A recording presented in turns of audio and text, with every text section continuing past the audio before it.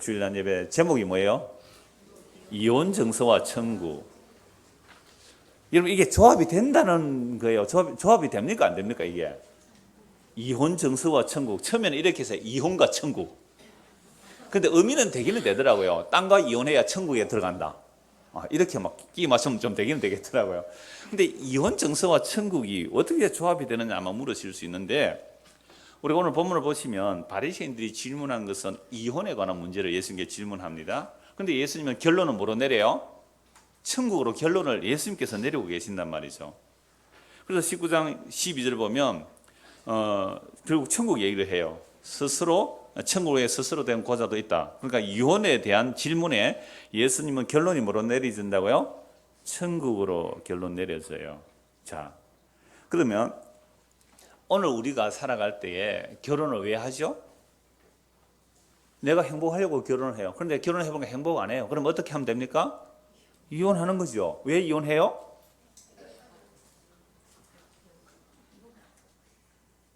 왜 이혼해요?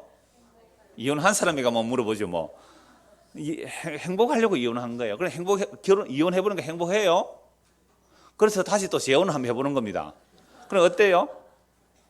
결국 이혼을 하든지 결혼을 하든지 또는 나는 막 우리 엄마 우리 아버지 사는 거 보니 도저히 결혼할 마음이 없어 해서 독신으로 살든지, 이 모든 결정들은 사실은 우리는 누구를 중심으로 이렇게 결정하고 살아요? 나를 중심으로. 그래서 결혼, 이혼, 독신, 재혼, 이 모든 것들은 내가 얼마나 행복하냐 행복하지 않느냐가 목적이 돼요. 그런데 예수님은요, 이혼에 관한 질문을 했는데 무엇으로 결론을 내려버려요? 천국으로 결론 내리는 거죠. 그럼 오늘 우리가 야외배 가려고 준비했는데 이게 비가 오락가락하니까 이게 갈까 말까, 비가 아침에 조금 왔다가 지금 비가 또 안 오는데 이것 때문에 신경질 난 사람 손 들어보시죠. 저는 아닙니다. 비가 오고 아니 오고 에이씨 날이 왜 이래 라는 짜증과 원망이 솔직히 나세요 안 나세요? 좀 나죠. 이거 도시락을 준비해야 되느냐 말아야 되느냐. 전에는 불판이라도 하면 삼겹살 구우면 쉬운데, 목사님이 또 그 공원에 가보고 불판 피우면 안 된다고 광고를 해가지고 불판도 못 피우고 웃자란 말이고, 지금 날은 추운데 와 열나지요. 열난다 하는 사람은 솔직한 사람입니다. 다른 사람 다 그러면서도 안 그런 척하고 앉아있는, 가면 쓰고 있는 거예요 우리는. 자, 그래서 우리는요, 먹든지 마시든지 무엇을 하든지 사실은 나를 위해서 하는 거예요. 그런데 예수님은요, 먹든지 마시든지 무엇을 하든지 뭘 위해서 하라고요? 하나님의 영광을 위해서 하라고. 하나님의 영광을 위해서 하는 게 뭐예요? 예수 믿고 살라 이 말입니다.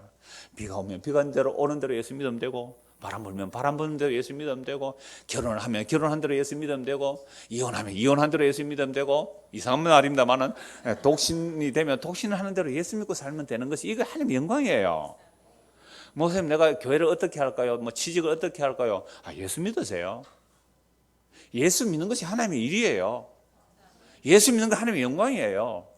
여러분, 예수 믿는다는 것은 나의 행위를 믿지 않는 겁니다. 하나님께서 예수 그리스도 안에서 행하신 그 일을 믿는 거예요. 이건 나는 행할 수 없다는 얘기잖아요. 그게 하나님의 영광입니다. 그러니까 예수님은 이렇게 예수를 믿어야 천국 가잖아요. 그래서 예수님은 무슨 질문을 하든지 뭐가 연결시켜요? 천국과 연결시키는 것을 보시기 바랍니다. 1절 오늘 본문 마태복음 19장 1절, 예수께서 이 말씀을 마치시고, 이 말씀이 뭐예요? 하나님 나라 무슨 나라라고 그러세요? 용서의 나라라고. 그러니까 이 마태복음이 물론 앞뒤 이렇게 편집을 해요. 저자가, 마태 저자가. 그러나 누구의 감동으로요? 성령의 감동으로. 이 사람의 머리로 아이디어 짜서 편집하는 게 아니에요. 모든 성경은 성령의 감동으로 된 것이에요. 그거 부인하면 얘기가 안 되잖아요. 그러면 이 말씀을 마치다라고 했을 때는 앞에 이 말은 용서의 나라예요. 하나님 나라는 무슨 나라예요? 용서의 나라. 베드로가 예수님께 질문하죠. 예수님, 내가 형제가 나에게 잘못하면 7번까지 용서해 주면 됩니까? 라고 질문했단 말이에요. 그랬을 때 예수님께서 네가 용서해 주는 그런 능력으로 만들어지는 한 나라가 아니라, 네가 7번을 70번을 용서받아야 되는 나라, 그게 1만 달란트 받은 자가 하는 나라. 그래서 용서의 나라라는 것을 말씀하셨잖아요. 그러니까 베드로가 예수님께 7번 용서해 주면 됩니까? 라는 질문 자체도 예수님께서 하시고자 하는 의도를 몰랐다는 거 아닙니까? 그래서 자신이 결국 십자가 앞에서 3번이나 저주맹세 부인하고 나니까 나는 남을 용서해주는 그런 의로운 사람, 그죠? 내가 남을 용서해주는 그런 괜찮은 사람이 아니고 내가 예수님으로부터 어떻게 용서받아요? 무한한 용서를 받아야 되는 그런 죄인입니다라는 고백이 나오는 것이 베드로의 사도됨이에요. 이게 주의 일꾼이에요. 이게 보험전환자의 모습이란 말이죠. 그러니까 내가 어줍잖게 몇 개 용서해 줬다고 그거 가지고 자랑하고 그걸 숫자를 헤아리고 그걸 과시하고 난 너보다 낫다라고 생각하고 그게 천국 못 가는 자들의 모습이란 말이죠. 그러니까 오늘 질문도 마찬가지예요. 이혼에 대한 질문을 하는 의도가 얼마나 악한지를 봐야 됩니다. 그래서 용서에 대한 나라를 말씀하시고 나서 이제 19장 1절 예수께서 이 말씀을 마치시고 갈릴리를 떠나 갈릴리 북쪽입니다. 그 갈릴리에서 요단강변을 쭉 따라 내려와서 요단강을 건너서 유대 지경으로 들어가야 되는데 요단강 건너기 직전 그러니까 요단강에서 동쪽 편이 되는 거예요. 요단강 건너기 직전에 거기에 유대 지경에 이르렀습니다. 그러자 큰 무리가 있음을 따르니까 거기서 사람들의 병을 고쳐 주십니다. 이제 이 요단강 건너면 이제 여리고를 지나 예루살렘으로 들어가는 길이죠. 그래서 18장까지가 갈릴리 사역을 말하고 19장에서 이제 예루살렘으로 들어가는 겁니다. 그러니까 예루살렘에 가면 이제 십자가에 잡히시고 고난받아 죽으시는 장면이 쭉 연결되는데요. 자, 그래서 이 큰 단락이 이제 19장으로 달라지는 겁니다. 단락으로 구분이 되는데요. 자, 3절입니다. 그러니까 요단강 아직 건너기 전이에요. 요단강 그 건너편에 사람들이 많이 와 있을 때에 바리새인들이 예수님께 옵니다. 이 바리새인들은 예수님이 왔다는 소식을 듣고 예루살렘에서도 올 수 있죠. 그래서 바리새인들이 와서 예수님께 시험하여 이르되, 이 시험한다는 것은 예수님의 정체성을 드러내서 고소할 거리를 잡는 거예요. 이 바리새인들은 뭐에 정통한 사람들입니까? 율법에 정통하니까 그 율법의 문제를 딱 질문해서 예수님의 어떤 잘못된 점을 잡아서 고소해서 예수님을 아주 죽여버리고 하는 이들이 이제 질문한 거예요. 그래서 질문하여 이르되 사람이 어떤 이유가 있으면 그 아내를 버리는 것이 옳습니까? 라는 질문을 한 거예요. 여러분, 이 이혼에 관한 문제는 굉장히 첨예한 문제가 되어 있습니다.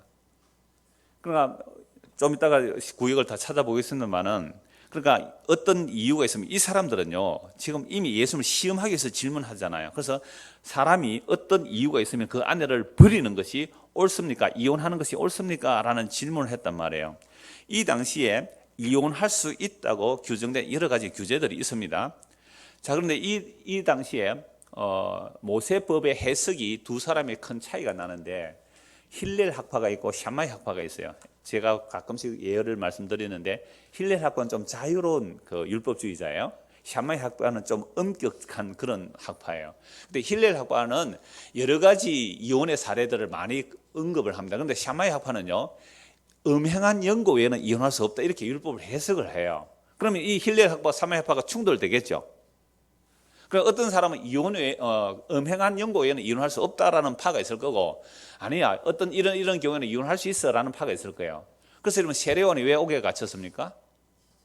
뭘 지적했어요? 헤롯 안티파스, 그놈이 자기 동생의 아내를 취해왔단 말이에요. 자기 동생 아내를 빼앗아 왔어요. 이거 뭐예요? 간음이에요. 그래서 세례요한이 잘못했다고 책망하니까 감옥에 갇혔어요. 결국 나중에 헤롯 생일날 딸이 춤을 추고 그래서 세례요한의 목이 잘리게 되는 것도 결국 무슨 문제였어요? 이혼 또는 간음, 음행 이 문제로 고발하다가 일어난 상황이기 때문에 굉장히 첨예한 문제가 되어 있어요. 그래서 이 바리새인들이 딱 와서 굉장히 곤란한 이 율법 해석이거든요. 이혼에 관한 문제를. 그러면 이 당시에 이혼할 수 있다고 규정된, 그러니까 율법 해석에 여러 가지 이혼 규정이 있는데요. 그것은 여러분 제사장이 되려면 신체에 장애가 있으면 안 돼요. 예를 들어 뭐 다리가 전다, 뭐 팔이 전다, 또 눈이 안 좋다, 뭐 이렇게 병이 있으면 제사장이 될 수가 없거든요. 그러니까 이런 제사장이 될 수 없는 자격들도 다 이혼 사유가 돼요. 이 유대인들 이 당시 예수님 당시에 이혼을 하는 사유들 안에는요. 그 다음에 좀 심각한 문제들은 뭐 다 이혼되니까 그런 거 얘기 안 해도 됩니다. 어떤 굉장히 엄밀한 성적인 부분까지도 그 이혼 사유가 돼요. 그러니까 여자가 남자에게 좀 적극적으로 대시하면, 요즘 얼마 전에 보면 무슨 드라마 있던데 라미란 숙제하자 막 이렇게 강제적으로 얘기하면, 야 이러면 너무 경건하셔서 그런 거 안 보시는 것 같아요. 라미란이 맞다 그게 이름이 건제 월계수 양복점 그 라미란이가 남편에게 숙제하자 그래요. 자꾸 숙제하자 그래요. 그렇게 적극적으로 대들면 뭐예요? 이혼 사유예요. 유대 율법에 실제로 그래요. 그 기록들이 다 있어요. 그뿐 아니라 심각한 건 너무 많은데요. 제가 몇 가지 예를 드릴게요. 이혼 사유가 되는 거. 여자가 밥을 하다가 밥을 태웠다. 이혼 사유예요. 요즘은 여러분 이혼 당할 일은 없습니다. 전자밥솥, 전기밥솥 하면 되니까. 옛날에 불때가 밥할 때 밥 태웠다. 이혼 사유예요. 여자가 목소리가 커도 이혼 사유입니다. 목소리 큰 사람들 조심해야 되겠죠? 그 목소리 큰 것만 아니라 목소리가 좀 작은데 이렇게 표현되어 있어요. 음산하고 살살 맞은 목소리. 이것도 이혼 사유예요. 음산하고 살살 맞은 목소리. 그러니까 아주 귀에 거슬리는 목소리도 이혼 사유예요. 여러분들 목소리 조심하세요. 그 다음에 몸에 냄새가 나도 이혼 사유가 되고요. 추하고 못난 이 머리카락도 이혼 사유가 돼요. 날 때부터 막 뽀글뽀글 곱슬머리 한데 이런 사람들 있잖아요.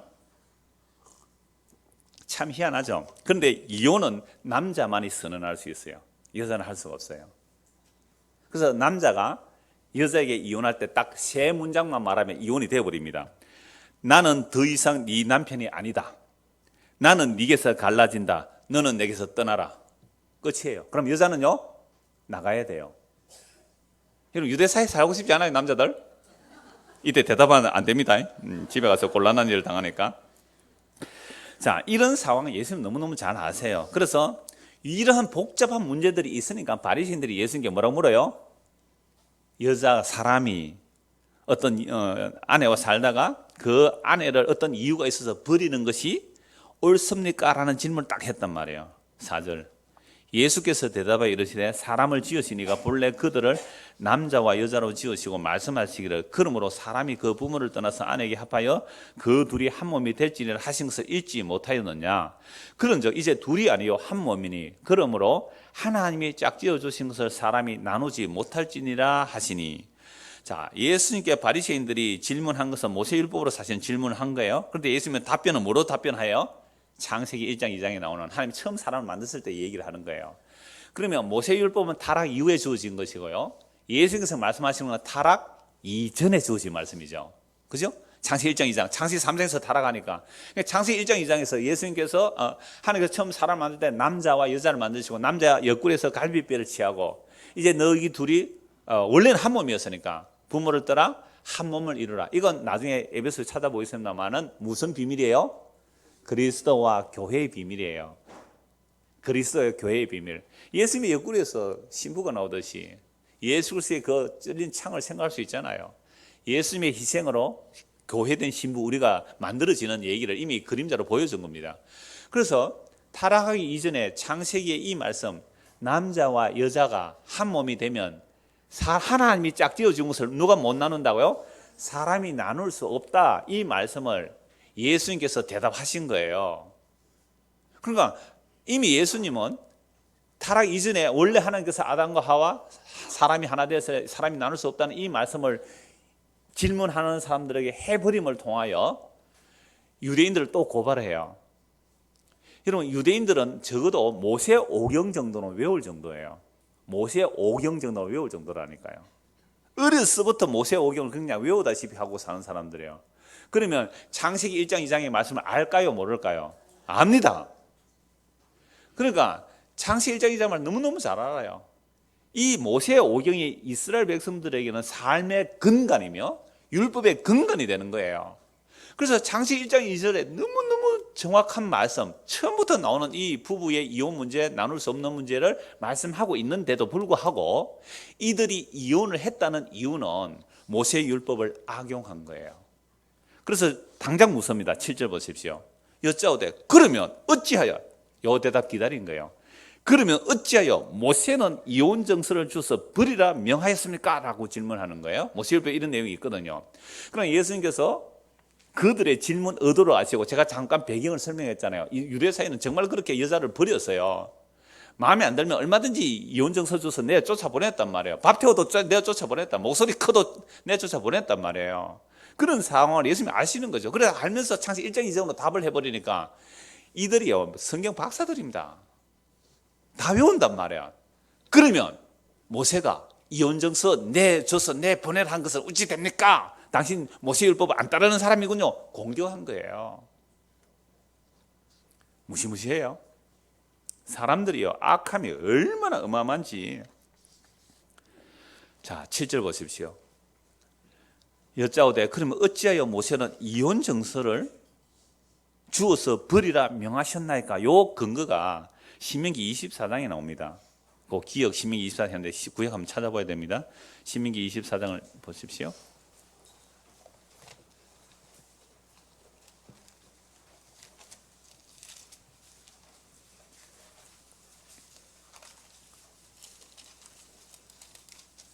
(1절) 사람이 아내를 맞이하여 데려온 후에 그에게 수치되는 일이 있음을 발견하고 그를 기뻐하지 아니하면 이혼 정서를 써서 그의 손에 주고 그를 자기 집에서 내보낼 것이요. 모세율법이 있지요. 그러나 이 유대인들은 창세기도 알고 신명기 24장 1절 말씀도 알아요. 그런데 어느 말씀만 적용하고 살아요? 신명기 말씀만 적용하고 살죠. 왜요? 이것은 뭐 할 수 있어요?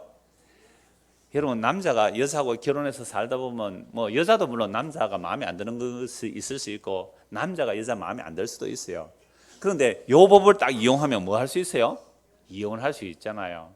그래서 인간은요 율법을 주니까 뭘 이용해요? 율법을 이용합니다. 복음을 주니까요 복음을 이용하세요. 이 인간의 악함입니다. 주일성수 11조 주일성수 11조 강조해 보십시오. 두려워서도 그거 안 할 수가 없어요. 근데 복음을 주면 어떻게 해요? 마음껏 자유해요. 이게 우리 인간들의 악함이에요. 율법 주니까 율법까지 이용하는 거예요. 문자적으로 이용하는 거예요. 창세기 1장 2절 이미 한 몸 돼서 나눌 수 없다고 했잖아요. 타락 이전에 그 말 타락하고 인간에게 율법을 왜 줬을까요? 모세 율법을 왜 줬어요? 하나님께서 왜 모세 율법을 주었어요? 갈라디아서 나오잖아요. 인간의 죄가 뭔지 드러내기 위하여. 인간을 적극적으로 제 아래 가두고 죄가 어떠함을 드러내기 위하여. 그래서 예수님께서 이 말씀을 하시는 거예요.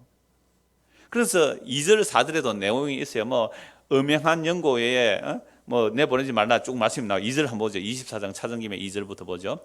24장 2절. 그 여자는 그의 집에서 나가서 뭐 수치가 어떤 수치인지 말씀을 하고 있어요? 안 하고 있어요? 안 하고 있어요. 근데 이 수치는 음행은 아니에요. 만약에 음행이면 다른 법이 있습니다. 어떻게 해요? 돌로 쳐 죽입니다. 심지어 결혼을 했는데 아내가 처녀표가 없어요. 첫날 밤을 자고 났는데 처녀 흔적이 없어요. 그러면 어떻게 해요? 재판관에 고소를 합니다. 내 아내가 처녀가 아니었습니다. 그러면 이 아내는 또 첫날 밤에 참 유대인 여자들은 힘들었어요. 그 이부자리 첫날 밤 이부자리를 보관하고 있어야 돼요. 그래서 아버지가 와서 증거를 보여주는 거죠. 봐, 우리 딸은 처녀다. 증거를 보여줘야 돼요.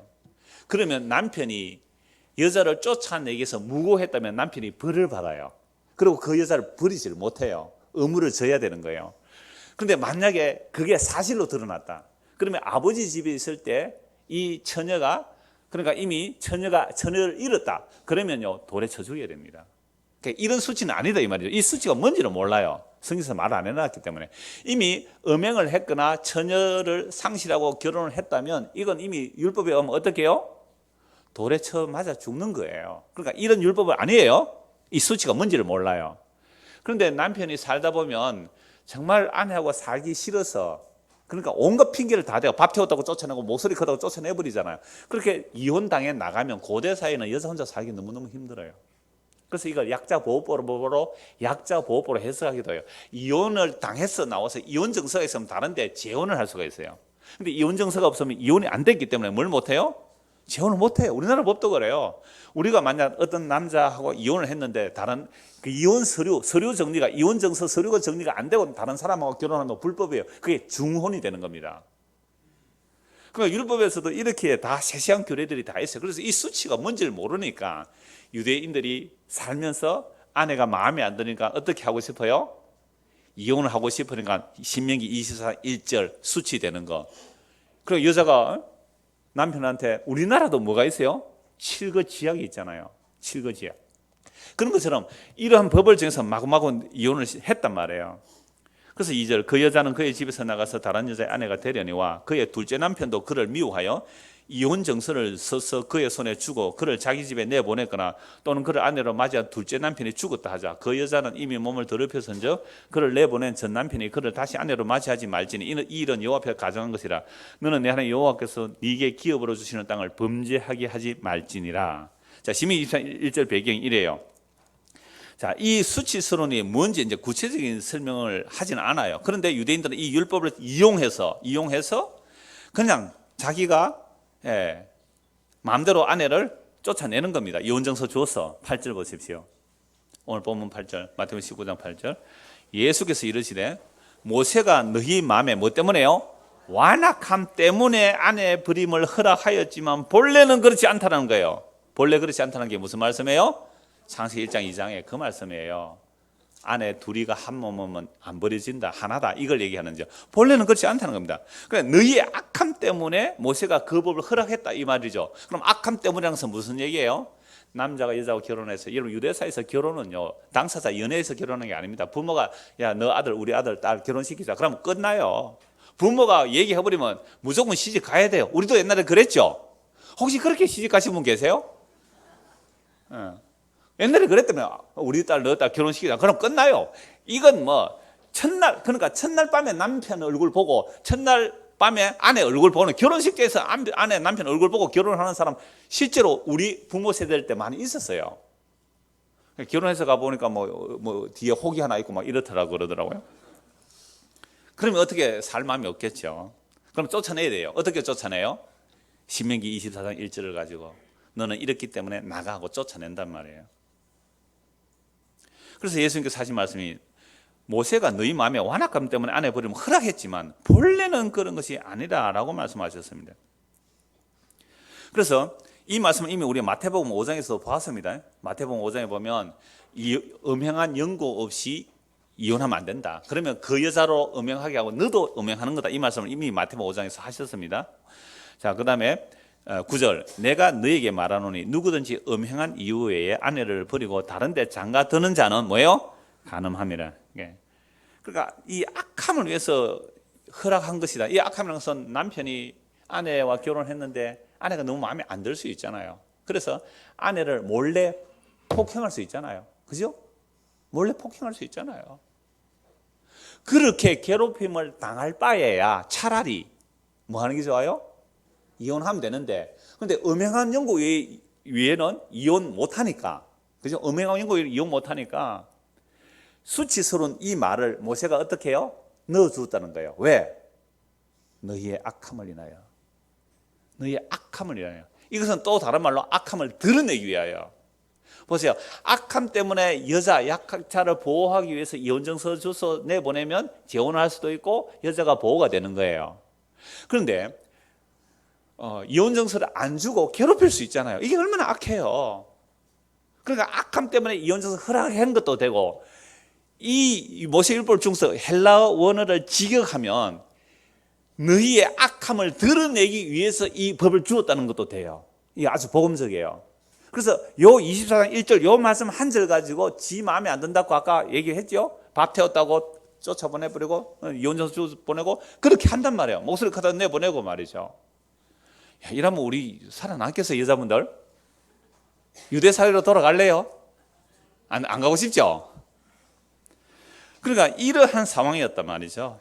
악함이라는 거. 그래서 율법은요, 문자는 죽이는 거예요, 영은 살리는 거예요. 문자가 죽인다는 게, 여러분 이슬람권도 지금 모세오경을 그대로 자기 법으로 봤거든요. 그래서 이슬람 사람들도 음행한 연고에 이혼할 수가 없어요. 물론 아내를 더 거느릴 수는 있어요. 왜? 모세오경에 보면 중언망언이 있거든요. 그러니까 아내가 음행한 연고 외에는 이혼을 할 수가 없는데, 어떤 남자가 아내하고 살았어요. 이 아내가 괜찮은 여자예요. 이쁘고 살림도 잘 살고 아들 둘이 낳아주었어요. 그런데 이 남자가 극한꾼이에요. 극한꾼인데 어떤 의사가 있는데 의사의 딸이 처녀예요. 그래 그 의사가 감옥에 간 거예요. 그래서 이 극한꾼이 잘 조정해서 이 의사의 감옥에서 풀어주는 역할을 해요. 그러면 이 의사가 내 풀어주도록 해주면 우리 딸 너에게 시집 보낼게. 근데 이미 결혼했잖아요. 근데 의사는 부자예요. 그럼 어떻게 해야 돼요? 이혼을 해야 돼요. 근데 이혼을 하려면 아내가 뭘 해야 이혼이 되는 거예요? 음행을 해야 이혼이 되는 거예요. 그래서 이 여자를 어리숙한 남자에게 심부름 시켜가고 이 여자 혼자 있는 집에 들어가게 하는 거죠. 그럼 남자 오면 그 아는 친척이 온 거니까 물을 한 잔 주고 이럴 거 아니에요. 이걸 가지고 가짜 증인을 세우는 겁니다. 그래서 혼자 있는 여자 집에 남자가 들어갔다 해서 이거는 음행했다 하고 모함을 해서 돌로 쳐 죽이는 영화 더 스토닝. 2003년도 나온 영화, 2000 몇 년 나온 영화예요. 2003년 몇 년 전에 나온 영화예요. 이건요 이란에서 일어난 실화예요. 이란에서는 법으로는 투석형이 금지되어 있습니다. 돌로 던져서 죽이는 거 법으로는 금지되어 있는데 그런데 말마다 아직도 투석형이 있는 거예요. 그래서 그 마을에 율법 선생이 있어요. 율법 선생이 그 정인을 쓰는 거예요. 그래서 이 사람 그럼 가늠해도 두 사람 정인 나오니까 돌로 쳐주는 동네 가운데 가서 여자를요 구덩이 좀 파놓고 여자를 가운데 이 허리 좀 묻어놓고 남자가 먼저 돌로 던지면 자기 아들도 던지게 해요. 너희 엄마가 음행했다. 그래서 얼굴이 터져서 죽어가는 거예요. 근데 이때 한 기자가 그 마을을 지나가니까 이걸 고발하기 위해서 녹음을 한 거예요. 어떤 사람이 고발한 것을 자기 이모가 죽은 여자의 그 언니죠. 언니가 이걸 사실을 녹음을 해가지고 몰래 이 기자에게 주는 거죠. 그래서 말에는 그거 잡기 위해서 막 이렇게 했는데 겨우 빠져나갔어요. 그래서 이걸 소설로 책으로 썼어요. 실화죠. 책을 썼고 이 책이 영화로 만들어진 게 더 스토닝. 그래서 이걸 보면요. 인간의 악함을 보세요. 내가 이혼해야 이 여자하고 이혼해야 다른 돈 많은 여자하고 결혼을 하는데 이 여자가 이혼할 거리가 없어요. 뭘로 만들었어요? 음행했다는 가짜 정인을 내세워서 돌로 쳐 죽인 거예요. 실제로. 우리나라 간첩 조작 사건들 많잖아요. 얼마든지 정권 유지를 위해서 모함을 하고 거짓 정인을 들어서 고문을 해서 가짜 정인 만들어서 죽여간 것 얼마나 많아요. 인간의 악함을 보셔야 돼요. 이 세상의 지옥됨을 보셔야 돼요. 율법을 통하여 인간의 죄가 이렇게 드러나는 겁니다. 세상이 지옥이잖아요. 우리 마음속이 지옥이에요. 이 악함에는 악함. 다시 8절 보세요. 19장 8절. 예수께서 이르시되 모세가 너희 마음의 완악함 때문에 아내 버림을 허락하였거니와 본래는 그렇지 아니하니라. 내가 너희에게 말하노니 누구든지 음행한 이후에 아내를 버리고 다른 데 장가드는 자는 간음함입니다. 그러니까 아내를 어떤 구실을 붙여서 아까 수치스러운 일이 있으니까 구실을 붙여서 아내를 내보냈어요. 내보내고 다른 데 장가가는 요 자체가 뭐가 되는 거예요? 간음하는 거잖아요. 물론 예수님 마태복음에서 마음의 음욕만 품어도 간음한다 그랬잖아요. 그렇다면 아내하고 살다가 인간의 악함을 보세요. 아내하고 살다가 내가 한 여자가 어떻게 평생을 살아요? 대단하죠. 그러니까 이 아내가 밉다고 이혼정서를 내서 보내줘야 되는데 그렇게 못할 바에야 장가 안 가는 게 낫겠네요. 이렇게 못된 소리 할 수 있어요. 또 다른 의미. 옛날에 제가 요올 때 요 얘기했어요. 아이고 한 번 결혼했다면 평생 그 여자만 바라보고 산다면 나는 장가 가지 않겠다. 장가 안 가는 게 낫지. 어찌 한 여자만 평생 바라보고 사노. 이런 악한 마음 나올 수 있어요. 남자들 그렇죠? 이따 고기는 끄떡하지 마세요. 속마음만 아시면 되니까. 그런단 말이에요. 근데 보세요. 우리가 흔히 하는 말도 그렇잖아요. 남자는 여자가 첫 여자이기를 원하고 여자는요 마지막 남자이기를 원하잖아요. 이게 우리 안에 악이 들어있는 모습들이에요. 그 여자는 남자를 마지막 남자를 왜? 그 기대고 싶거든요. 그죠? 거기 기대고 싶어요. 이 여자의 속성이에요. 근데 기대기만 해요. 창세기 보면 남자는 여자를 다스릴지라 했는데요. 또 여자는 남자를 지배하려고 해요. 여자는 남자를 지배하려고 해요. 근데 남자는 여자를 다스리고 이래서 갈등이 일어나는 겁니다. 이 인간의 악함이 어떠함을 이제 드러내는데요. 그래서 다른 데 장가 드는 자는 뭐 하는 거예요? 그래, 음행하지 않았는데 내가 밉다고 이혼정서 줘서 내보내고 내가 다른 여자하고 결혼했잖아요. 그럼 뭘 한 거예요? 간음한 거예요. 간음하면 죄죠. 그죠? 음행하면 죄잖아요. 죄 지으면 천국 가요, 못 가요? 못 가요. 그럴 바에야 뭐 안 하는 게 좋겠다? 장가 안 가는 게 좋겠다. 장가 안 가는 게 좋겠다. 결혼해서 이혼하게 되면 그냥 옛날에는 내보내기 쉬웠는데 예수님 말씀대로 하자면 음행 외에는 못 내보낸다면 음행 외에는 못 내보낸다면 그러면 장가 안 가는 것이 낫겠습니다. 여러분, 인간의 악함이 어떤지 보시죠. 보이죠, 여기서?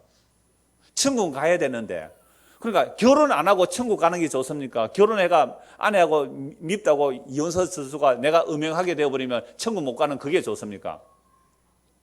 무슨 말씀인지 이해가 잘 안 되실 것 같은데, 그러니까 결혼을 해서 이혼하게 되었다? 음행한 외에. 그러면 내가 음행을 했단 말이에요. 음행을 하면 천국에 못 가요. 하늘나라는 음행하는 자들이 받아요, 못 받아요? 못 받습니다. 음행하는 자, 그죠? 음행하는 자 하늘나라 유업을 못 받아요. 그러니까 하늘나라 못 가는데 그럴 바에 뭐 안 하는 게 좋다?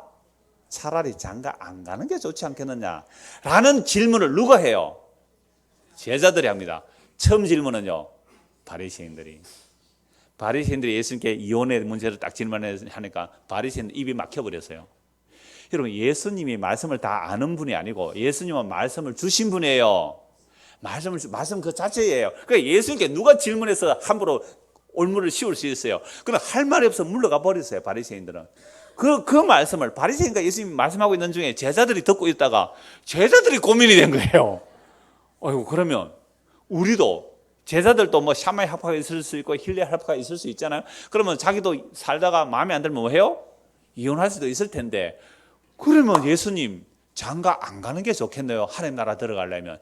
지금 예수님께서는 마지막 예루살렘으로 잡혀 죽으세요. 그러면 3년 동안 제자들이 예수님과 따라다녔잖아요. 그럼 3년 동안 예수님과 따라다니면서 예수님께로부터 뭘 들으세요? 하나님의 나라에 대해서 들었잖아요. 하나님 나라에 그럼 하나님 나라에 들어가려면 가늠하면 못 들어가는데, 그러면 장가 안 가는 것이 차라리 낫겠네요 라는 질문을 누가 했다고요? 제자들이 했어요. 오늘 우리도 이런 질문을 할 수 있을까요? 목사님, 이러면 천국 가요 못 가요? 그렇게 묻는 경우 있잖아요. 그렇게 물은 거예요. 그때 예수님 하신 말씀이에요. 10절, 제자들이 이르되 만일 사람이 아내에게 이같이 할진대 장가 들지 않는 것이 좋겠습니다 라는 말씀을 하죠. 묻죠. 그때 예수님께서 대답합니다. 10절, 제자들이 이르되 만일 사람이 아내에게 이같이 할진대 장가 들지 않는 것이 좋겠습니다. 아니, 한번 결혼했는데 여자가 수시스러운 게 있는데 이혼정서 줘서 내보내면 얼마나 좋습니까? 남자들에게. 그것도 성경 말씀을 인용하죠. 신명기 24장 1절. 그냥 인간은 율법을 이용하고 법정 법을 이용하는 게 드러나잖아요. 그렇다면 아예 장가 안 드는 게 좋겠습니다 라고 할 때 예수님이 대답을 이렇게 하세요. 11절, 예수께서 이르시되 사람마다 이 말을 받지 못하고, 그러니까 천국을 위하여 장가 안 가는 것이 더 안 낫겠습니까? 라고 하니까 사람마다 이 말을 받는 게 아니고 오직 타고난 자라야 된다는 거죠. 그래서 어머니 태로부터 된 고자도 있고 사람이 만든 고자도 있고 천국을 위하여 스스로 된 고자도 있도다. 이 말을 받을 만한 자는 받을지니라. 이 꼬마들은 이 고자가 뭔지 이럴 거예요. 설명해 줘도 돼요. 요즘 애들은 너무 똑똑해가지고 텔레비 보고 다 알아요, 고자가 뭔지. 그러니까 엄마 뱃속에서 성불구자로 나올 수도 있고, 또는 내시는 다 그죠, 고자로 만들어버려. 인위적으로 내시는 고자를 만들잖아요. 또는 뭐 사고로 고자가 되는 경우도 있단 말이죠. 그런데 천국에 스스로 된 고자도 있다. 천국을 위하여 스스로 고자된 자도 있다라고 할 때에 천국을 위하여 스스로 뭐 하는 거예요? 장가 안 가는 것이다. 이걸 가지고 또 뭐 가톨릭에서는 독신자, 가톨릭 신부들은 장가 안 가잖아요. 왜? 나는 뭘 위했다? 천국을 위해서 스스로 고자되었다라고. 그래가지고 딴짓 하잖아요. 그런 얘기 안 해요. 천국을 위해서 스스로 고자됐다는 것이 이건 은사를 말해요. 고린도전서 7장 한번 펼쳐봅시다. 이혼, 결혼, 뭐 독신 그 전부 다 나오는데 간단히 말씀을 보도록 하죠. 고린도전서 7장입니다. 그래서 사도들이 예수님의 이러한 말씀들을 이제 계시를 통해 알게 되었죠. 알게 되어서 이혼, 결혼, 뭐 독신 다 말씀합니다. 1절부터 보죠. 너희가 선 문제에 대하여 말하면 남자가 여자를 가까이 아니함이 좋으나 음행을 피하기 위해 남자마다 자기 아내를 두고 여자마다 자기 남편을 두라. 그러니까 오히려 결혼 안 하는 게 더 좋다고 얘기하잖아요. 유대인들은 반드시 결혼을 해야 돼요. 유대인들은 여자는 13세, 남자는 20세 되면 결혼할 수 있어요. 그런데 예수님은 몇 세예요? 지금 33세잖아요. 결혼 안 했어요. 이상한 남자예요? 정상적인 남자예요? 이상한, 결혼도 안 한 남자잖아요. 자, 그런데 바울은요, 그럼 유대인들은 왜 그렇게 결혼을 하고 아이를 낳으려고 했을까요? 창세기 1장의 말씀이에요. 생육하고 번성하라. 생육하고 번성하라. 이 말씀은 오늘도 문자대로 하나님이 주신 대로 낳습니다 해가지고 열 몇 명씩 낳는 사람이 있더라고요. 그게 하나님 은혜로 낳게 된다가 아니라 율법을 지켜서 낳는 건 아니에요. 생육하고 번성하라는 말도 바울 사도는 넘어섰습니다. 유대인은 생육하고 번성하는 것이 마땅해요. 결혼해서 아이 낳는 것이 마땅해요. 그런데 생육하고 번성하는 것조차도 뭐 해버려요? 넘어서 버렸어요. 바울이. 왜요? 누가 임해서? 성령이 임해서. 그래서 성령이 임하면 성령 반드시 종말의 영입니다. 여러분들이 예수 믿는데 정말 성령 임하여서 예수를 믿는다면 이 세상을 종말로 보는 거예요. 이미 예수님 십자가로 완성하신 이후 성령 임하심이 종말의 사건이에요. 그래서 구약에서 요엘서에 성령 임하면 종말이라고 그랬어요. 성령 임하면 종말의 영이에요. 성령 임하면 반드시 이 세상이 끝났음을 아는 자들이에요. 이 세상이 끝났음을 아는 자들이 성령 임하여 예수 믿는 자들이에요. 그러니까 생육하고 번성하고 우리나라도 얼마나 관혼 상제, 성인이 되는 거, 관, 혼, 결혼, 상, 초상, 제사, 이게 4대 문화잖아요. 동양에서. 관혼 상제 의미 없다 해버릴 수 있는 게 뭐예요? 성령이만 종말론주의자들이에요. 그러니까 결혼 안 해도 된다 이렇게 말해요. 야, 노총각 노처녀 지금 마음이 팍 놓인다 지금. 근데 엄마 아빠는 걱정이다. 저거 언제 시집 보내야 내가 끈을 붙여주고 내가 편히 쉴 텐데 그런 걱정 하지 말라고. 여러분 이런 문제 세세하게 고린도전서 7장에 다 나와 있습니다. 3절 남편은 아내에 대한 의무를 다하고 결혼했다면 몸을 주장하지 말라, 분봉하지 말라. 5절에 서로 분봉하지 말라. 기도할 틈을 얻기 위해서 합의상 얼마 동안 하되 다시 합하라. 이는 너희가 절제 못함으로 말미암아 사탄이 너희를 시험하지 못하게 하라며. 우리 동기 모였을 때 자기는 왜 결혼했냐, 나는 정욕이 불불리 뜨려서 나 절제를 못하게 결혼했다는 사람이 있어요. 굉장히 성경적입니다. 6절 그러나 내가 이 말을 하면 허락이요 명령은 아니라 나는 모든 사람이 나와 같기를 원하라. 나와 같다는 건 말은 뭐예요? 독신을 지어도 괜찮다 이 말입니다. 모든 사람이. 이게 종말의 영이 임한 자의 모습이에요. 너무 놀라워요. 목사님 그러면 교회가 어찌 됩니까? 사람이 없어질 건데. 없어지면 뭐 문제 됩니까? 그럼 대한민국이 없어질 건데 그게 뭐 문제 돼요? 여러분 종말의 영이 임했다는 건 세상이 끝났다는 것을 아는 자들이에요. 두 사람만 고개 끄덕거립니다 지금. 나는 모든 사람이 나와 같기를 원하나 그러나 각각 하나님께 받은 뭐요? 자기의 은사가 있으니 이 사람은 이러하고 저 사람들은 그러면서 시집가고 장가가는 건 죄는 아니다 이래요. 너무 기니까 간단하게 시집가고 장가가는 건 죄는 아니다 이렇게 말해버려요. 처녀가 결혼하고 싶으면 시켜도 된다. 죄는 아니다. 그런데 결혼 안 시키는 게 더 잘하는 거리다. 결혼 안 시키기 더 잘하는 것이라 그랬어요. 이걸 가지고 해석이 또 나눠져요. 바울은 임박한 종말로 논자였기 때문에 예수님 곧 재림할 거니까 결혼 안 시켜도 된다 이런 말 했다. 아니에요. 그런 거 아니에요. 그거 모르고 이렇게 했을까요? 8절 조금 읽어봅시다. 그냥 내가 결혼하지 아니한 자들과 과부들에게 이르노니 나와 같이 그냥 지내는 것이 좋으니라. 만일 절제할 수 없거든 결혼하라. 정욕이 불같이 타는 것보다 결혼하는 것이 나으니라.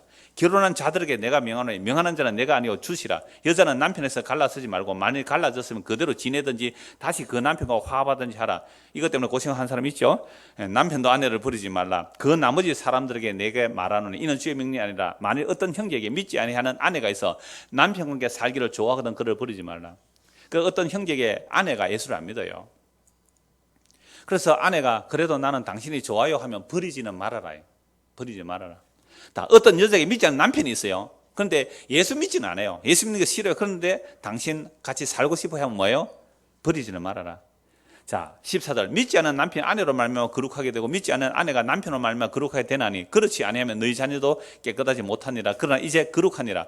혹 믿지 않는 자가 갈리거든 갈리게 하라. 이혼도 허락해버려요. 나 당신 예수 믿는 것 때문에 싫어. 같이 못 살겠어 하면 뭐예요? 헤어지도 된다 이 말입니다.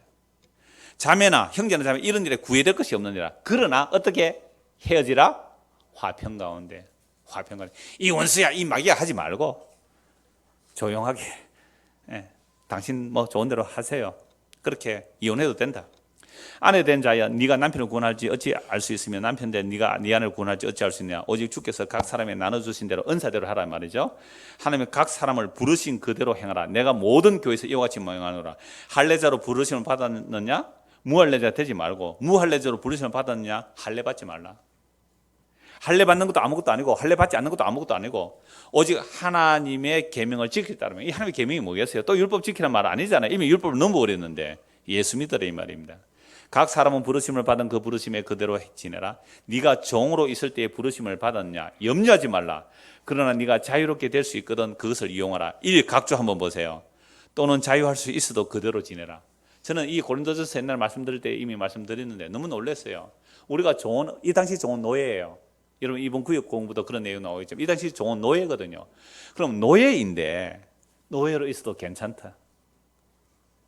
이건 도대체 이 바울은 그러면 그 기득권 하에 있는 그 신음하는 자들 그 상태로 있어도 된단 말인가? 놀랍게도 바울은 노예제도 무너뜨리려 안 했어요. 근데 복음이 간 곳에 노예제도가 무너진 거예요. 그게 복음의 위력과 복음의 능력이에요.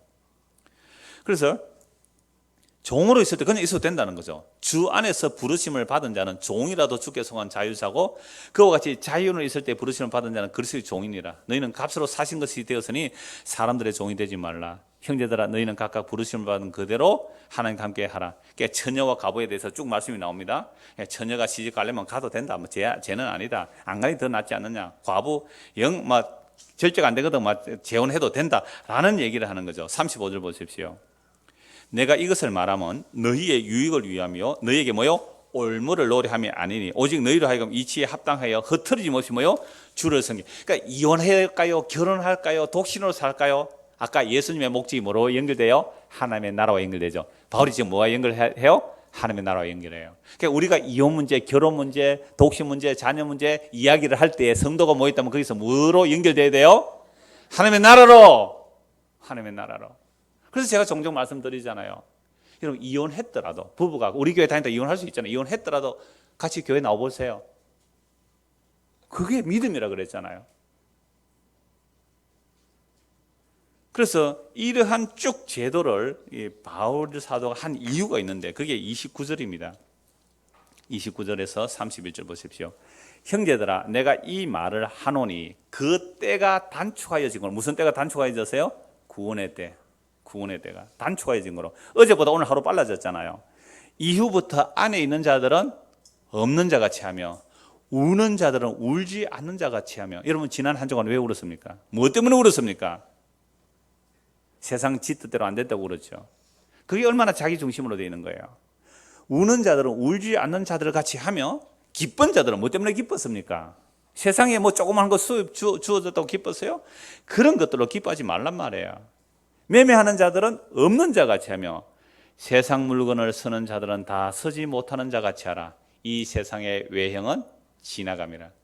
이 세상 모든 것이 지나가는. 이게 누가 임한 거예요? 성령이 임한 거예요. 세상 모든 것이 지나가는 거예요. 세상 모든 것이 종말의 끝을 안 거예요. 이게 성령이 임한 거예요. 그래서 세상에 생육하고 번성하는 말씀도 넘어설 수 있는 거예요. 이혼도 넘어설 수 있는 거예요. 종말의 영이 임한 거예요. 그렇다고 대충 살아라 그래서요? 아니에요. 더욱 규모 있게, 더욱 화평 가운데, 더 경건하게, 더 거룩하게 세상과 구별된 삶을 지금 바울이 말하고 있는 거잖아요. 그래서 우리는 먹든지 마시 무엇을 하든지 사실 나를 위해서 하는 예수님이나 바울 사도 같은 경우는 전부 예수님과 하나님 나를 위한, 하나님 영광을 위한 일로 바꿔주고 있죠. 그래서 우리는 먹든지 마시든지 이혼을 하든지 재혼을 하든지 독신을 살든지 누구 기쁘게 하려고요? 날 기쁘게 하기 위해서. 결국 세상 사랑하는 것이요 나 사랑하는 이것을 성경은 간음이라고 해요. 야고보서 4장 4절입니다. 야고보서 4장 4절. 제가 읽어드릴게요. 찾지 마십시오. 몇 구절 더 찾아야 되니까. 가늠하는 여인들아 세상과 벗된 것이 하나님과 원수됨을 알지 못하느냐. 그런즉 누구든지 세상과 벗이 되고자 하는 자는 스스로 하나님과 원수되는 것이라. 이런 가늠한 여인들아, 다른 데는 사람들아 되어 있어요. 가늠한 여인들아, 남자만 여자만 가늠해요? 남자는 안 그래요? 세상 사랑 안 합니까? 가늠한 사람들아. 왜 여인을 하냐면 교회는 그릇이 신부기 때문에 여자라고 부르는 거예요. 그래서 가늠한 여자들아, 가늠한 교회들아, 세상과 벗된 것이 하나님과 원수됨을 알지 못하느냐. 그런즉 누구든지 세상과 벗이 되고자 하는 자는 스스로 하는가 뭐예요? 원수되는 것이라. 이런 간음이 뭐예요? 예수님 사랑 안 하고 세상 사랑하는 게 간음이에요. 예수님보다 돈 사랑하는 게 간음이에요. 예수님보다 자기 육체의 쾌락을 사랑하는 게 그게 간음이에요. 예수님보다 교회 사랑하는 것도 간음이에요. 교회가 우리가 말한 글쎄 몸된 교회 그거 말고 진짜 가짜 교회 그거 사랑하는 거 간음이에요. 그렇다면 우리가 간음했기 때문에 우리는 하나님께서 우리에게 뭘 주셔야 돼요? 이혼 증서 줘야 돼요. 이혼 증서 주는 것만 해도 감지덕지예요. 그럼 음행을 했다면 뭐 해야 돼요? 돌로 쳐 죽여야 돼요. 돌로 쳐 죽여야 되는데 이혼 증서 줬다는 것은 굉장히 과분한 대접이에요. 이혼 증서 줘서 쫓아보내는 거. 예? 우리가 세상과 간음하는데 예수님께서 우리에게 너 이혼 증서야, 너 가, 너 나하고 상관없어, 끊어져 나가. 이혼 증서를 주는 것도 돌에 안 맞아 죽는 거니까 뭐예요? 정말로 과분한 은혜예요.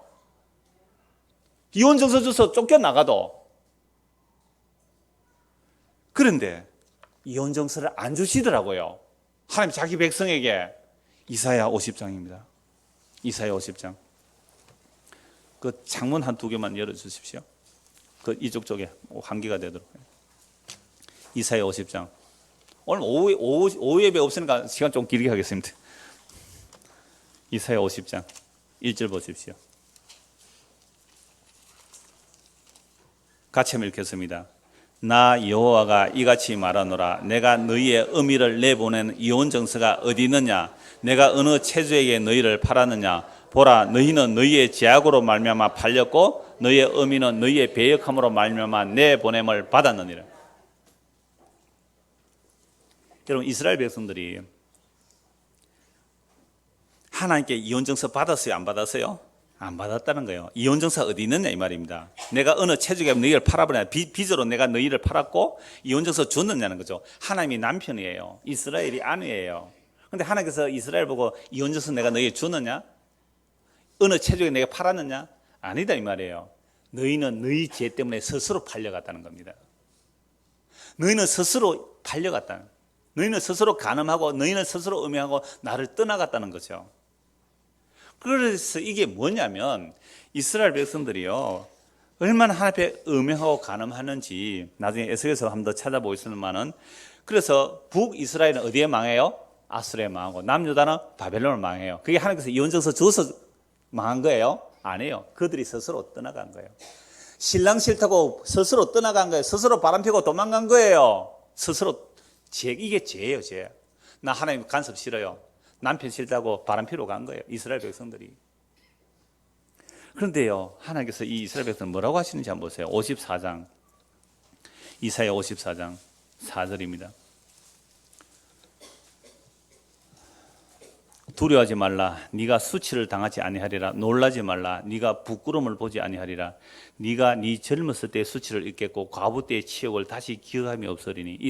젊었을 때의 수치는 애굽의 종살이 하던 거예요. 과부 때의 수치는요, 하나님을 버려두고 간음하여 아수르를 사랑하고 바벨론을 사랑했잖아요. 그래서 애굽의 바벨론 포로 잡혀 그 치욕을 다시 기억함이 없도록 해주겠다는 거죠. 이는 너를 지으시니가 네 남편이시라. 그의 이름은 만군의 여호와이시며 네 구속자는 이스라엘의 거룩한 이시라. 그는 온 땅의 하나님이라 일컬음을 받으실 것이라. 여호와께서 너를 부르시되 마치 버림을 받아 마음에 근심하는 아내, 곧 어릴 때의 아내가 되었다가 버림을 받은 자에게 함과 같이 하실 것임이라. 네 하나님께서 말씀하셨느니라. 어려서 결혼을 했어요. 어려서 결혼을 했어요. 그러니까 여자가 어려서 13살 되면 시집 갈 수 있으니까 결혼했는데 남편이 보니까 어때요? 뭐가 발견되었어요? 수치스러운 것이 발견돼서 어떻게 해요? 이혼 증서를 줘서 친정에 가라. 쫓겨난 거예요. 그래서 쫓겨났으니까 우리도 그랬잖아요. 우리 문화와 좀 비슷한 게 많아요. 우리도 시집 가서 쫓겨나면 어떻게 해요? 친정에서 그 집에 가서 귀신 데다가 다시 쫓아보내잖아요. 그러니까 이 쫓겨난, 이 어릴 때 결혼했다 쫓겨난 이 여자가 근심하며 있는 거예요. 근심하면서 어릴 때 아내 됐다가 버림받은 이 근심을 하고 있는데, 세상에 이혼 증서 써준 게 아니라 잠시 쫓겨났는데, 어떻게 쫓겨났어요? 이혼 증서 줘서 쫓겨났어요? 스스로 쫓겨났어요? 스스로 쫓겨났는데 돌이켜주세요. 7절, 내가 잠시 너를 버려서는 큰 긍휼로 너를 모을 것이요 내가 넘치는 진노로 내 얼굴을 네게서 잠시 가렸으나 영원한 자비로 너를 긍휼히 여기리라. 네 구속자 여호와께서 말씀하셨느니라. 얼마나 놀라운 말씀이에요. 에스겔 23장 보십시오. 에스겔 23장. 제가 이거 이미 이사야, 예레미야, 에스겔 다 말씀을 봤기 때문에 거기는 더 구체적으로 되어 있고 제가 지금 이래 스킵해서 간단하게 핵심만 짚어가는 거예요. 이혼정서가 뭔지. 23장, 에스겔 23장 1절, 또 여호와의 말씀이 내게 임하이르시되 인자야, 두 여인이 있으니 한 어머니의 딸이라. 그들이 애굽에서 행음하되 어렸을 때에 행음하여 그들의 유방이 눌리며 그 처녀의 가슴이 어루만져졌나니. 이거 정말 성적인 표현들이 막 나타나죠. 여러분, 애굽에 있을 때에 뭐 했다고요? 행음했다. 이스라엘 백성들은 애굽에 종살이 할 때도 우상숭배했다 이 말입니다. 어렸을 때 행음했다는 거예요. 그들의 유방이 만져지고 처녀의 가슴이 어루만져졌다는 거예요. 누구에 의해서? 애굽에 종살이 할 때도 하나님의 언약을 믿는 것이 아니라 애굽에서 잘 먹고 잘 살기를 바래서요. 그래서 출애굽하여서 먹을 것이 없어요. 만나만 먹으니까 애굽살이 할 때 좋았다고. 그때 만나로 질리니까 애굽살이 할 때 고기 까마 같아서 먹었다고. 그때 마늘과 부추를 먹었다고. 그 애굽이 좋다니까요. 빠져나왔는데 지금 광야를 가야 되는데, 생명의 길로 가야 되는데, 썩지 않을 양식을 먹기 위해서 만나가 내리는 그 길로 가야 되는데, 애굽이 좋다는 거는 애굽에 있을 때 너희 엄행했다는 거예요. 그런데도요, 하나님께서 아브라함과 이삭과 야곱에게 약속했기 때문에, 그 약속 때문에 그 엄행당한 처녀 때 이미 유린당한 정결한 처녀를 받아주신 게 아니에요. 엄행당한 이스라엘 백성 애굽에서 하나님의 어린 양의 피로, 유월절 어린 양의 피로 그 엄행한 그 버림받은 계집아이를 어린 양의 피로 구속해내셔서 하나님의 신부를 만들었어요. 그래서 시내산 앞에서 결혼했습니다. 시내산에서 언약 체결은 결혼 체결이에요. 나는 너가 남편 될게, 너희는 내 아내 돼. 나는 너희 하나님 될게, 너희는 내 백성 돼. 예, 우리가 그럴게요. 홍해를 건넜어요. 10가지 재앙을 봤어요. 구름기둥, 불기둥을 봤습니다. 만나를 먹었습니다. 이야, 우리 하나님 멋진 하나님, 우리를 도와주시는 하나님, 그렇게 하나님과 결혼을 한 것이 시내산 언약이에요. 애굽에서 엄명한 여인을 받았다니까요. 이미 천사가 아니에요. 그런 버려진 계집아이 같은 자를 어린 양의 피로 받아가지고 시내산에서 결혼 언약을 했어요. 그런데요, 어떻게 하는지 아세요? 4절, 그 이름이 형은 오홀라요 아우는 오홀리바라. 그들이 내게 속하여 자녀를 낳았나니 그 이름으로 말미암은 오홀라는 사마리아, 오홀리바는 예루살렘이라. 그래서요, 이어지는 말씀들을 보면요, 이미 사마리아는 아수르와 음행을 해요. 아수르와 음행을 해요. 8절 보십시오. 7절부터 보죠. 그가 아수르 사람들 가운데서 잘생긴 그 모든 자들과 행음하고 누구를 연애하든지 그들의 모든 우상으로 자기를 더럽혔으며, 그가 젊었을 때 애굽 사람과 동침하며 그 처녀의 가슴이 어루만져졌으며 그의 몸에 음란을 소돔을 당한 바 되었더니 그가 그때부터 행음을 마지 않았다. 애굽에서 음행하던 그 버릇들이 하나님과 결혼해서 약속의 땅에 심어놨는데도 그 버릇들이 바뀌지 않는 거예요. 그래서 아수르 사람과 연애했단 말이에요. 이게 뭐예요? 남편과 아내의 관계이기 때문에 아수를 의지하는 게, 강대국을 의지하는 거, 세상을 의지하는, 돈을 의지하는, 이게 음행하는 겁니다. 그가 연애하는 사람, 아수르 사람에 넘겨버렸죠. 스스로 팔려간 거예요. 그들이 그의 하체를 드러내고 그의 자녀를 빼앗으며 칼로 그를 죽여 여인들의 이야기거리 되게 하였나니 이는 그들이 그에게 심판을 행함이니라. 그 아우 오홀리바, 북이스라엘 이렇게 망했는데 남유다 오홀리바가 어떻게 해요? 이것을 보고도 그의 형보다 음욕을 더하여 그의 형의 가늠함보다 그 가늠이 더 심함으로 그의 형보다 더 부패해졌느니라. 그가 그 이웃 아수르 사람을 연애하였나니, 쭉 나와요. 아수르 사람들처럼 나중에 바벨론 사람과 연애해요. 17절, 바벨론 사람이 나와 연애하는 침상에 올라 음행으로 그를 더럽히며 그가 더럽힘을 입으니 그들이 싫어하는 마음이 생겼느니라. 그래서 이 이스라엘 백성의 음행하는 모습은 장녀와도 같지 않다고 말씀하고 계세요. 그래서 이들은 나라가 망해요. 북은 아수르의, 남유다는 바벨론 망했습니다. 스스로 팔려갔어요. 그런데 하나님은 뭘 안 주었어요? 이혼정서를 아직 주지 않았습니다. 그러함에도 불구하고 하나님께서 이혼정서를 주시지 않았어요. 오늘 저와 여러분 세상 사랑합니다. 돈 사랑해요. 그런데 하나님께서 우리에게 이혼정서를 주시지 않았었어요. 이혼정서를 주셨으면 끝나는 거예요. 이혼정서를 안 주세요. 호세아 2장입니다. 호세아 2장. 이 호세아도 이미 말씀 다 드린 내용입니다. 혹시 처음 오시거나 하는 분은 옛날에 그 우리 홈페이지에 설교 원고들 다 있으니까 그거 참고하시고 간단히 보고 나갑니다. 2장 14절 보십시오. 그러므로 보라, 내가 그를 타일러 거친들로 데려가서 말로 위로하고. 호세아는 하나님을 대표하는 선지자예요. 고멜은요, 이스라엘 대표하는 장녀예요. 장녀, 음란한 여인 데려와서 결혼해서 이스라엘 흩어버리라. 로암이라 하라, 로로하마라 하라. 긍휼을 베풀지 않겠다. 내 백성 아니다. 그런데 나중에 다시 로자를 빼고, 로는 부정접두이기 때문에 빼버려야 돼. 긍휼을 잊겠다. 내 자녀가 됐다. 이사야 또 이렇게 말해요. 헵시바와 빌라라 해라. 내 기쁨이 그에게 있다. 내가 그와 결혼했다. 그 모든 내용들이 호세에 담고 있어요. 2장 14절. 그를 보라, 내가 그를 타일러 거친 들로 데려가서 말로 위로하고 거기서 비로소 그 포도원을 그에게 주고 아골 골짜기로 소망의 문을 삼아 주리니 그가 거기서 응대하기를 어렸을 때 애굽 땅에서 올라오던 날과 같이 하리라. 어린 양의 피로 그 더럽혀진 그 젊을 때의 그 처녀를 그렇게 다시 응대해 주겠다는 거예요. 16절. 여호와께서 이르시되 그 날에 네가 나를 내 남편이라 일컫고 다시는 내 바알이라 일컫지 아니하리라. 그러니까 이스라엘 애굽에 들어와서 애굽에서 출애굽해서 가나안 땅에 들어와서 끊임없이 바알 아세라 숭배했잖아요. 우리가 이런 게 상하 보면 다 나오죠. 끊임없이 바알을 내 남편이라 그랬어요. 그런데 이제 바알을 내 남편이라 하지 않을 거라는 거죠. 어떻게 하는 날에 내가 바알들의 이름을 그의 입에서 제거하여 다시는 그의 이름을 기억하여 부르는 일을 얻게 하리라. 바알은 풍요와 다산이에요. 세상 사랑함이에요. 오늘 우리에게 바알의 이름을 부르지 못하도록 주께서 우리를 끌고 가십니다. 바알의 이름을 부르지 못하도록. 이게 고난이에요. 이게 아픔이고요. 고통이고요. 잘려 나옴이에요.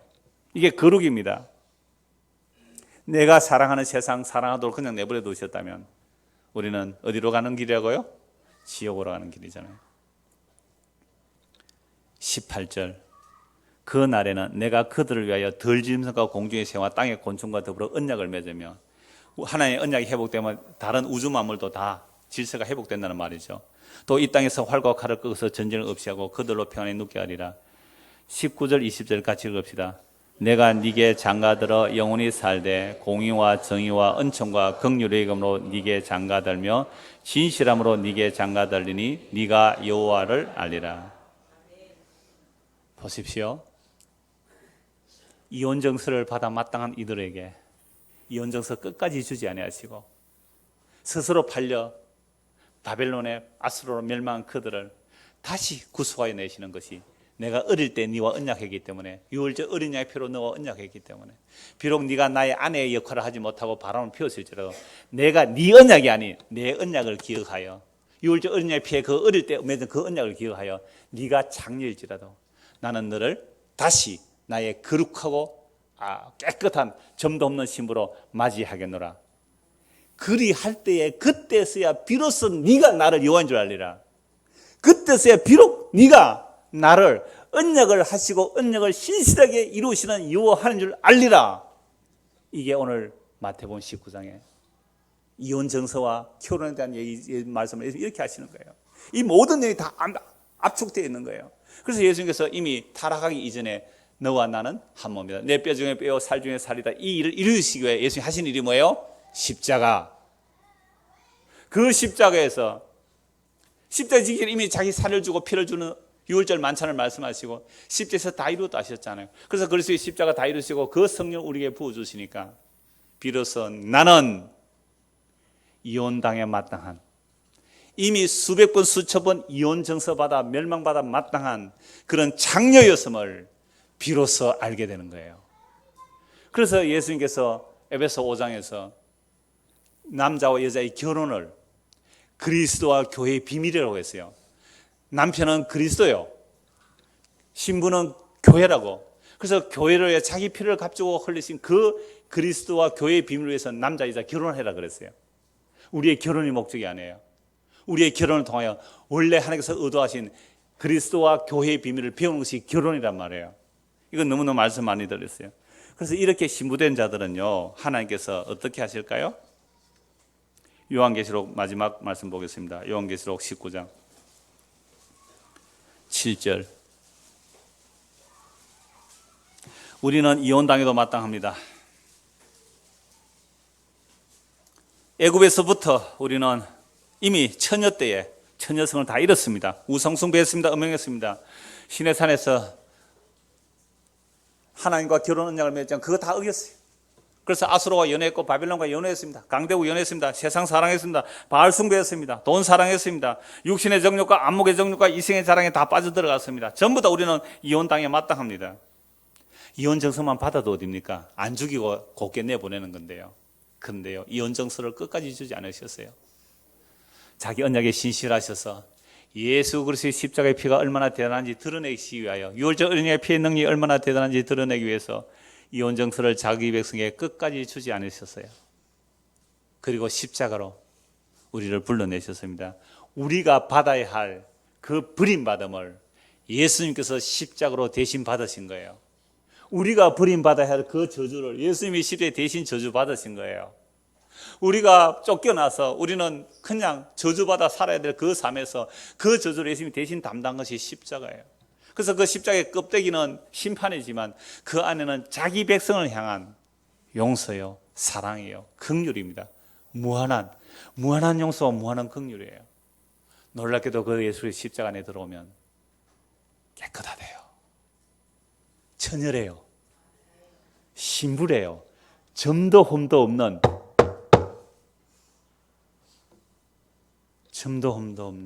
정결한 신불이에요. 저는 이 놀라운 말씀이 얼마나 감사한지. 우리는 날마다 바람피는 자들이잖아요. 날마다 세상하는 사람이. 그런데 우리를요, 점도 흠도 티도 없게 하는 그 거룩한 신부가 그 어린 양의 피로 이루어진다는 사실. 요한계시록 19장 7절. 우리가 즐거워하고 크게 기뻐하며 그에게 영광을 돌리세 어린 양의 혼인 기약이 이르렀고 그의 아내가 자신을 준비하였으므로 교회가 그리스도의 신부로 준비하는 거예요. 뭘 준비해요? 그에게 빛나고 깨끗한 세마포옷을 입도록 허락하셨으니 이게 뭐예요? 예수의 십자가의 피로 우리를 의롭다 하시는 그 빛나고 깨끗한 세마포옷을 입혔어요. 이 세마포옷은 성도들의 옳은 행실이라. 우리가 옳은 행실이 뭐가 있어요? 우리는 바람피는 것밖에 없는데, 우리는 가늠한 것밖에 없는데, 세상 사랑한 것밖에 없는데 예수의 피로 우리에게 입혀주신 그 옷, 그 의의 옷, 이거 수동태요? 입혀주신 그 의의 옷이 옳은 행실로 봐주시는 거예요, 주께서 우리를. 그래서 예수의 피 안에 있으면 우리가 뭐가 돼요? 그리스도의 깨끗한 신부, 점도 없도 티도 없는 정결한 신부, 그 신부를 만들기 위하여 에베소 5장에 보면요, 우리를 말씀이 우리를 그렇게 깨끗하게 만들어 가세요. 그래서 이 역사가 필요한 거예요. 그래서 이 교회당이 필요한 거, 그래서 결혼도 필요하고 때로는 이혼도 필요한 거예요. 뭘 위해서? 하나님 나라 어떤지 보여주기 위해서, 예수님이 우리를 사랑한 그 사랑이 얼마나 대단한지 보여주기 위해서. 저와 여러분이 정말로 성령이 임했다면 정말 나는 머리끝부터 발끝까지 장녀 중에 장녀입니다. 그런 자인데 예수님이 자기 피로 희고 깨끗한 세마포옷을 입혀주시듯이 우리를 정결한 처녀로, 점도 없는 신부로 과거를 깨끗하게 다 용서하시고 기억조차 아니하신대요. 기억조차 안 한대요. 나의 신부여, 나의 누이, 나의 신부여, 너는 나의 정결한 신부로다. 너는 나의 정결한 처녀로다. 예수 우리 십자가의 피가 이렇게 완벽합니다. 이 놀라운 은혜가 저와 여러분에게 임하기를 간절히 소원합니다. 기도합니다. 하나님 아버지, 우리는 정말 머리끝부터 발끝까지 들어온 창녀입니다. 언제 한 번이라도 세상 사랑하지 아니한 적이 없고 결국 세상 사랑선 나를 사랑한 것뿐이었습니다. 이런 바람난 여인, 이런 더러운 여인을 돌에 쳐 죽여도 마땅한 이런 자들을 예수님께서 십자가로 그 형벌을 대신 담당하시고 우리에게는 용서와 한량없는 자비를 주시고 그 십자가 피 아래 있을 때 완벽하고 거룩하고 깨끗한 점도 흠도 티도 없는 신부로 만들어내시는 그 주님의 사랑에 항복하고 무릎 꿇을 수 있는 우리 모두가 되도록 은혜를 베풀어 주시옵소서. 예수 그리스도 받들어 기도드리옵나이다. 아멘.